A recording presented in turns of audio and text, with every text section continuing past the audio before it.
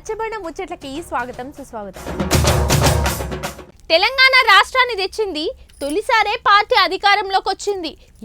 ఎంటని 2 సార్లు గెలిచింది.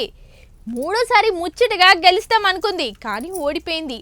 అసెంబ్లీ ఎన్నికలల్లా రాణించలేకపోయింది, కానీ పార్లమెంట్ ఎన్నికలలా పక్క గెలుస్తామని పట్టుబట్టి కూసుంది. పండుగలు పబ్బాలు అని ఏమీ లేవు.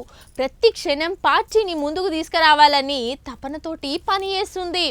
పాత ప్రభుత్వం బీఆర్ఎస్ పార్టీ అయితే కేటీఆర్ సారు, హరీష్ రావు సారు, మాజీ మంత్రులు, మాజీ ఎమ్మెల్యేలు, ప్రస్తుతం ఎమ్మెల్యేలు అందరు కలిసి, అట్లనే మాజీ ముఖ్యమంత్రి పెద్దయిన కేసీఆర్ సార్ కూడా ఏం చేయబోతున్నారంటే, అసెంబ్లీ ఎలక్షన్లలో ఓడిపోనికి ముఖ్యంగా కారణం బీఆర్ఎస్ పార్టీకి ఏందంటే సోషల్ మీడియాలో ఎక్కువ పబ్లిసిటీ చేసుకోకపోవడమే అనుకొచ్చిర్రు.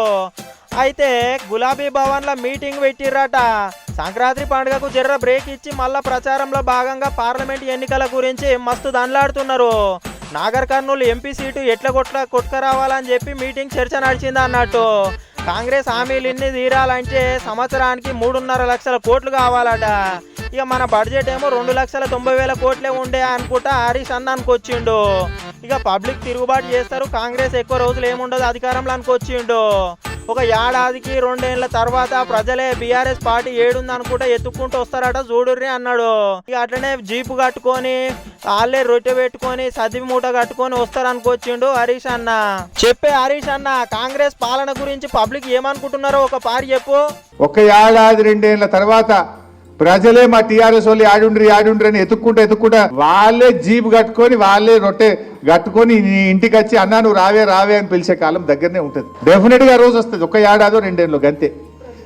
ఇప్పుడే అంటురా, ఇంకొద్దిగా టైం పడుతుంది. ఆగో ఇన్నరా అన్న, నువ్వే రాయే అనుకుంటా ఇంటికి వచ్చి తోలుకోపోతారట. హరీష్ అన్న నువ్వే రాయే అనుకుంటా డెఫినెట్ గా రోజు వస్తుంది అనుకొచ్చిండు.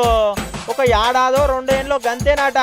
ఇక ఇంకో పక్కనేమో బీఆర్ఎస్ ప్రభుత్వం పార్లమెంట్ లో ఎందుకు ఉండాలనేది కేటీఆర్ అన్న ట్విట్టర్ లో ట్వీట్ చేసి రాసిండు అన్నట్టు.